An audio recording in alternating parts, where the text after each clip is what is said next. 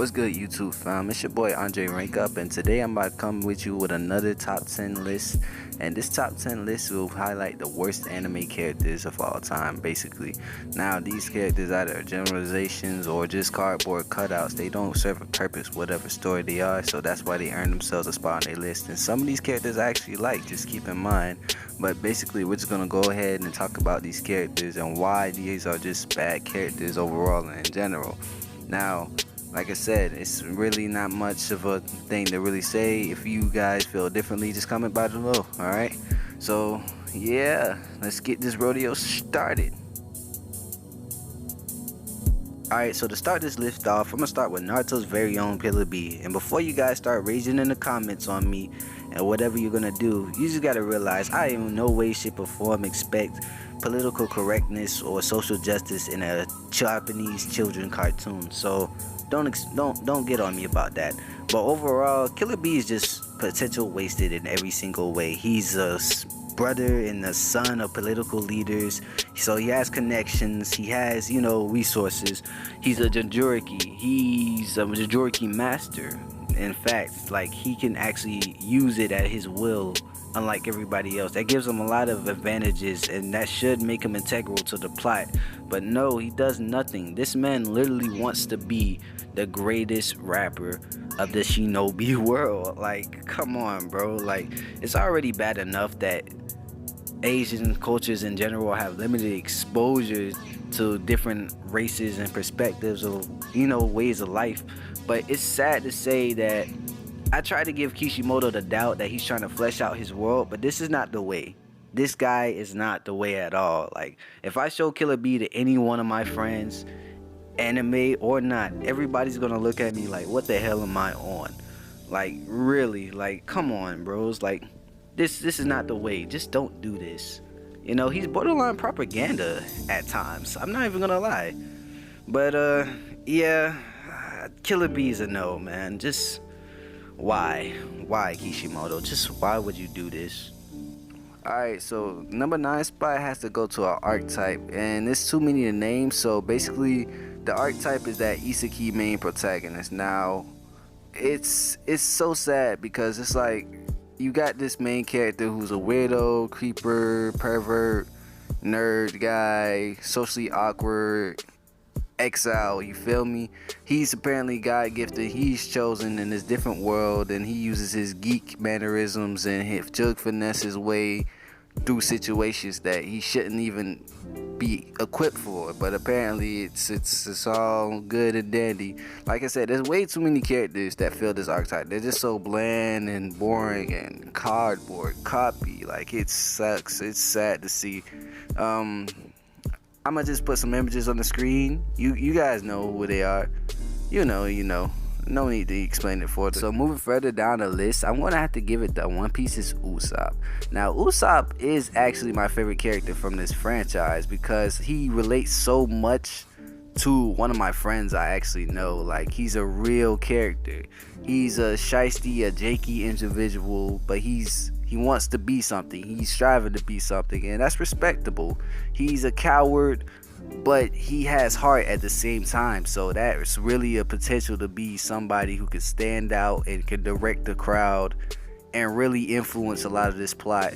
But overall, the writers handle him so terribly. Like, he gains development for a few seconds, he probably gets his ass whooped or something, and it's back to square one. Nothing ever happens. I'd rather see Usopp become a road, or find his journey on being a better man, so he wasn't have to flex and finesse and just be a bad person. He doesn't have to do that anymore. So I just want to see more of that instead of see Luffy act stupid like 24/7. Like, I rather want him to be the main lead than Luffy. But yeah, it is what it is. He's just shafted. Nothing about him going for him. So yeah, he's forgotten in the wasteland. So I'm gonna put him at number 8. Alright, so number 7, I'm gonna have to give this to Akira Toriyama's Broly. Well, it's one thing if your cash cow movie blows up and it's something for the fans, it satisfied the fans to the point where it has 2 extra sequels. That's all cool and dandy. But it's another thing when your fan demand is so high to the point where now a non-canon character is just canon because you're just running out of ideas. You just need the money, bro. I understand. Don't get me wrong, but the touch on Broly's character is non-existent. It's just so bland. It's not even bland. It's none. He's just a big bad to fight at the end of the movie. I'm talking about he's a literal walking sand birth defect. He's literally the Japanese version of Hulk. Even his newest incarnation in the newest movie is a Hulk. But to give credit and really be positive in this video for a little bit, I actually like the newer version a lot better because it's like he gives a lot more complex, just a little bit. Let me rephrase, a little bit more layers for Broly. He gives a reason to fight, you know, and a reason to exist, because like otherwise Broly's just a douche. He's just a dick for no reason whatsoever. Like, what was so harsh in your life aside from, you know, being executed and excommunicated and whatnot? What was so harsh in your life to the point where you just have to kill everything? Like, come on now, come on, do better, Toriyama. Hey, so the number 6 spot, I guess I'm gonna have to give it to Siryu from Akame ga Kill. She's a part of the bad guys for this series, but the bad guys are the good guys in the eyes of the state, you know? If you understood what I mean, then you know. But basically, she believes everything she's doing is in pursuit of upholding peace and justice. And that's cool. You know, they kind of brush on ideologies and shifting perspectives and whatnot, because even the main characters know that they're bad people and they can die at any moment. And that's why I wish something that a lot more anime kind of took by the reins and really just went with. You feel me? There's real consequences in actions.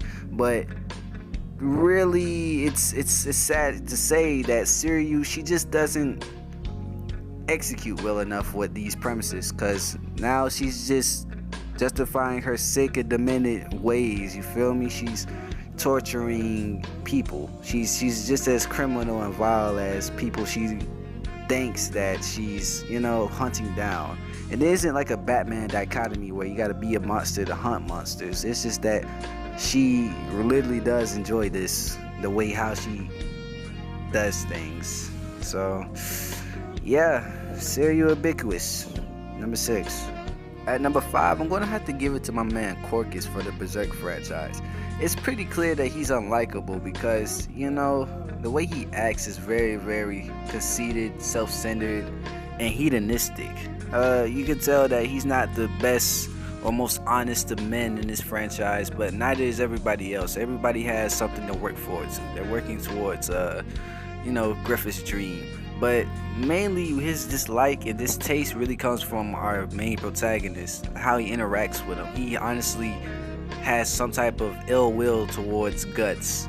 Guts, although he was attacked, he killed 2 of their comrades, and that sparked the fuse to never really trust him. I'm talking about this man spent 3 years with Guts as a comrade and partner, as his subordinate, and he really just don't like him. So, you know, that's just one thing. But yeah, overall, it was sad to even see him go away. And the irony is that even though Corkus didn't give a damn about Guts, Guts still thinks a lot about him to this day. So I think I just had to throw him on there. You know, he has a lot of good things going on for himself, but he's still a bad character overall. Okay, for our number 4 spot, I'm gonna have to give it to Sloth from Fullmetal Alchemist Brotherhood. I don't really have much to say about it because he only has 3 on-screen appearances, honestly, in total. And basically, you think for a character with so much potential, he's the big bad brute, he's the fastest of the homunculi, and he's always put the work. You know, you think he'd be a lot more vocal about his situation, or, you know, similar to Greed, just actually have ambitions and dreams of his own outside of, you know, being lazy and enjoying his time how he pleases. But nah, you know, when he pops back up, he's immediately taking out the story, just killed off. And he's not used in any different context. He's not used in other different ways. I understand it's gonna kind of be hard to do assassin missions when you're an 8 foot tall brick house, but you know, at least it could have been something more. So number 4 has to go back to Sloth. Alright, so the number 3 spot, I've got to give it to Jiren from Dragon Ball Super. You know, it's one thing that Dragon Ball's writers were never that great, and I'm not gonna fool myself. You guys don't fool yourself. Dragon Ball is not watched for its in-depth storytelling, but it's another thing when they make like mysterious characters open up about themselves, and Jiren is just ruined as soon as he's not a plot convenience. We all know Jiren is just that guy to fight Goku. He's the, you know, the yin to the yang for whatever reason whatsoever. Jiren's not even a bad guy. He's just, you know, wrong place, wrong time. And the sad part about it is that he's ruined after he just starts getting explained and you learn more about him. You know, he just watches his folks die. Bam, automatically he wants to get stronger. We don't understand how he learns to respect his teammates and how they respect him. We don't know his thought process while fighting Goku. All we know is that, alright, this guy just needs to be beaten. And I was expecting him, if you're at least going to be that fighting brute, you know, the big bad that needs to be at the end, at least give our hero something to work for.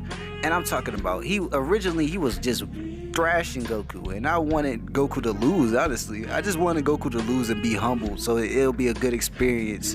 And you know, even that wasn't fulfilled. Goku won the tournament, and bam, you know, that was just that. So we're never gonna hear from these characters again. Don't think it's just over, or we're gonna see more. Nah, it's just over at this point. Yeah, Jiren, just biggest letdown ever.